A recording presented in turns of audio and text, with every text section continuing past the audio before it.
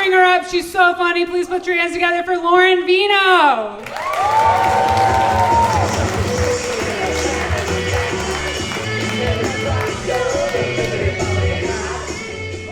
One more time for your host. It is so good to be here and just out in general. I'm so glad to not be at home pretending I like my hobbies anymore. Did you guys have any quarantine hobbies? Shout them out.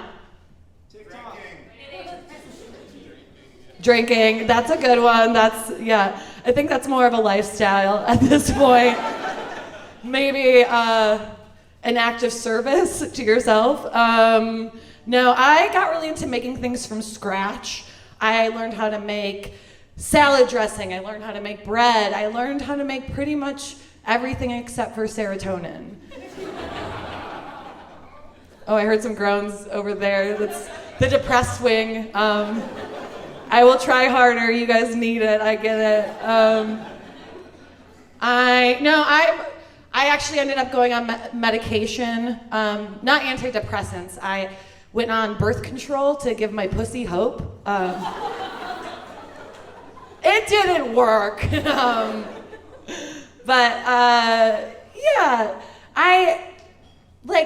guess my only hobby I really like is exercise, which is kind of a flex. I'm really into yoga. I have a bunch of hippy-dippy yoga instructor friends, and one of them actually gave me a crystal that's supposed to bring me success, so I ate it. I haven't shit since, but I'm very successful. Thank you. A lot of my friends started getting Botox in quarantine just because there was literally nothing else to do, which makes sense. And so let me back this up. I have to explain Botox to a lot of my guy friends. And so basically, when women enter their 30s, we start to get a line in our forehead because God is trying to cross us out. And that's what we shoot Botox in our faces for. But sometimes you can do your eyes, and for me, my thing is my forehead's not perfect, don't look at it. But the thing I'm insecure about that I think makes my face look old is that I always look tired. I always have bags under my eyes. And I was visiting my parents and looking at old photo albums, and I realized, I was like, oh shit, I've had bags under my eyes since I was a kid. And in that moment, I really wanted that realization to be more comforting than it was. Because I was really oh, I don't look old. I've just never looked young. I guess I'll save my Botox money for drugs. Awesome. I describe myself as creepy a lot. I'm a creepy woman. You guys laughed too hard at that. I guess my vibe is coming through. A lot of people like to correct me sometimes. They're like, oh, you can't be creepy because you're a girl. And I don't like that. It's just if women aren't creepy, then why do our bangs get shorter with every man we kill, you know? Explain that, men. I don't have bangs yet, but give it a minute.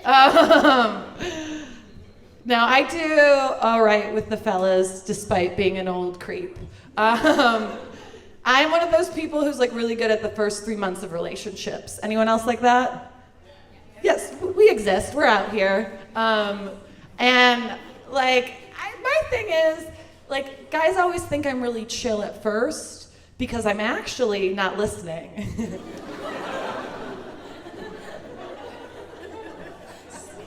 A little trick I stole from men. Solid move, guys. But the same thing, it only works for so long. The same thing always happens is eventually they all say the same thing is, you're always mad. And I'm like, no, I just finally heard you. And it sucked. You had all this time to prepare and you did a bad job. I don't know what to tell you, but I love it when guys try to tell me I'm intense, like it's something I don't already know. It's yeah, dude, I've tried to convince multiple men I'm low maintenance while crying. I get it, I'm self-aware, but I I am trying to chill out. Like, I'm trying to get smarter about dating. Like, now I will only send a guy a nude if I really like him, and I also want his friends to know what I look like naked. Because some of you motherfuckers show each other, and you know what? It sucks. Don't do that. But it used to really hurt my feelings, and now, fuck it. I just send the nudes for the friends. This is why we can't have nice things, but. And to be clear, like, you're a guy I'm into. It's not that I want your friends to want to hook up with me. That's not the point. I'm just trying to get in their heads enough where they maybe side with me in arguments later. It's a little nuts, but I just want to send a nude that makes your buddies be like, well, maybe it is about quality time. That's what I want to look like naked. It's very specific, but classy. I am glad the pandemic stopped my dating life when it did, though. I was getting into a weird habit where I was fetishizing dudes in their 40s. Your expression is correct. No one should do that. Even guys in their 40s are like, we don't need this from you. Our dicks work like half the time. We're fine. But the thing I love about men in their 40s is that, like, every time you ask that classic first date question, where were you on 9/11?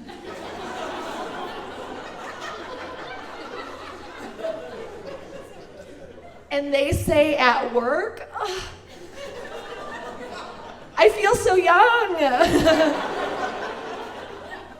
I'm like, aw, I was in social studies, you fucking fossil. Let's get married before you die. You guys are cool.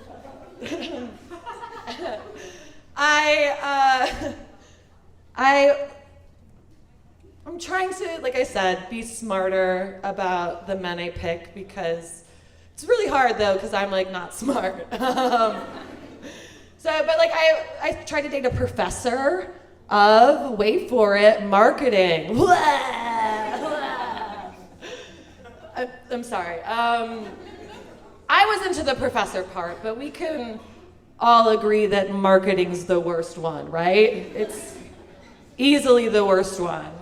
And like, cause like he did let me call him professor in the bedroom, which was cool. I was into that, but I would just get so nervous every time I would do it that he was gonna whisper in my ear of marketing and ruin it. So, it didn't work out, but the whole experience taught me that, like, the hot for teacher fantasy is valid.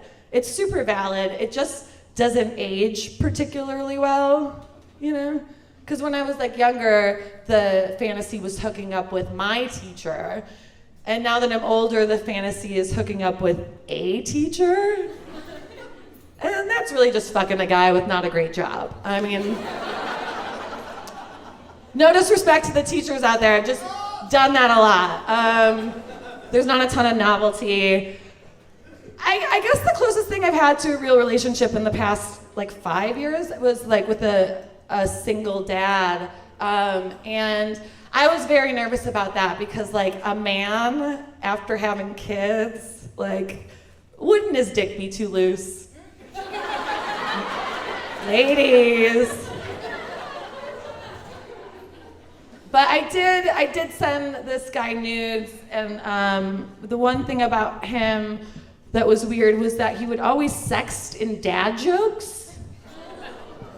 I know. Like, I would text him, I'd be like, I'm horny, and he would be like, it's nice to meet you, horny.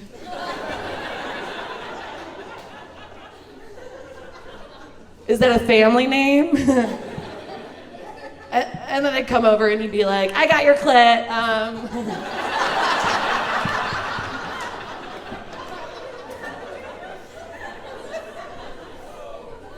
Y'all ever tell a dad joke that's so dirty it turns into an uncle joke? I